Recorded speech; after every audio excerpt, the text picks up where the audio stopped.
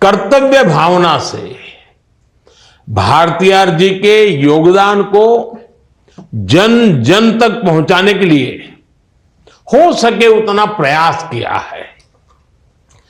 2020 में कोविड की कठिनाइयों से पूरा विश्व परेशान था, लेकिन उसके बावजूद हमने सुब्रमण्य भारती जी की 100वीं पुण्यतिथि बहुत भव्य तरीके से मनाई थी। मैं खुद भी इंटरनेशनल भारती फेस्टिवल का हिस्सा बना था। देश के भीतर लाल किले की प्राचीर हो या दुनिया के दूसरे देश, मैंने निरंतर भारत के विजन को मां कवि भारती के विचार के जरिए दुनिया के सामने रखा है। और अभी श्रीनी जी ने उल्लेख किया कि विश्व में जब मैं जहां गया मैंने भारती जी की चर्चा की है और उसका गौरवगान श्रीनी जी ने किया। और आप जानते हैं, मेरे और सुब्रमण्य भारती जी के बीच एक जीवंत कड़ी, एक आत्मिक कड़ी हमारी काशी भी है।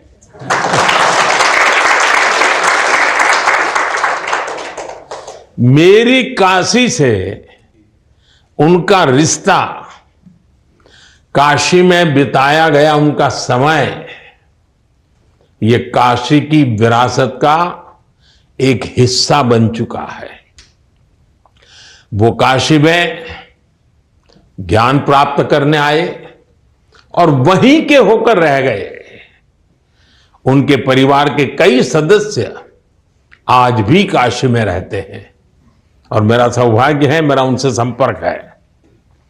ऐसा कहा जाता है कि अपनी शानदार मूछें रखने की प्रेरणा भी भारतीयार को काशी में रहते हुए मिली थी। भारतीयार ने अपनी बहुत सी रचनाएं गंगा के तट पर काशी में रहते हुए लिखी थी।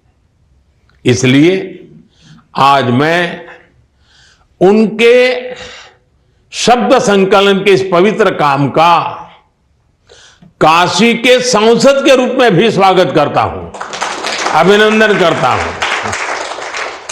ये हमारी सरकार का सौभाग्य है कि महाकवि भारतीयार के योगदान को समर्पित एक चेयर की स्थापना बीएचयू में की गई है।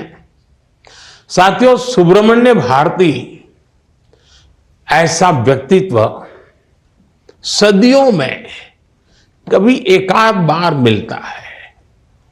उनका चिंतन, उनकी मेधा, उनका बहुआयामी व्यक्तित्व, ये आज भी हर किसी को भी हैरान करता है।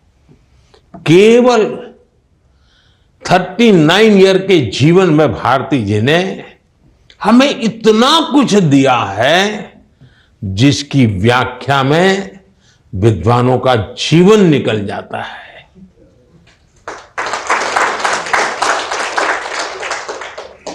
थर्टी 39 ईयर और उनको काम करते करते 60 साल गए।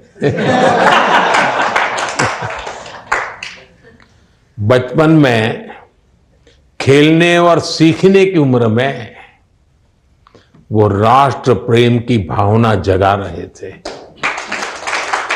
एक और वो आध्यात्म के साधक भी थे, दूसरी ओर वो आधुनिकता के समर्थक भी थे। उनकी रचनाओं में प्रकृति के लिए प्यार भी दिखता है और बेहतर भविष्य की प्रेरणा भी दिखती है।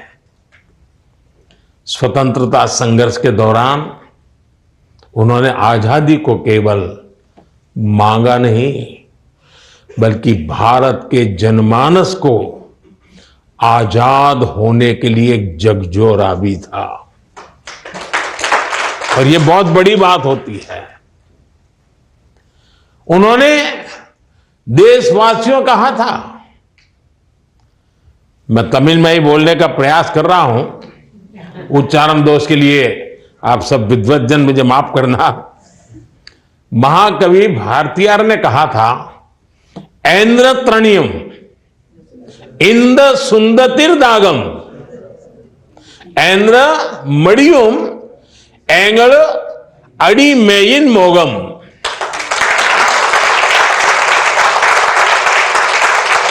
यानी आजादी की ये प्यास कब बुझेगी, गुलामी से हमारा ये मोह कब खत्म होगा। यानी उस समय एक वर्ग था जिनको गुलामी का भी मोह था, उनको डांटते थे।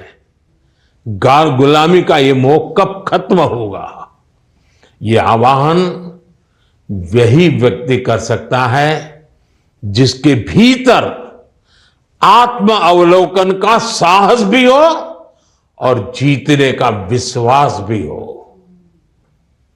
और यही भारतीयार की विशेषता थी।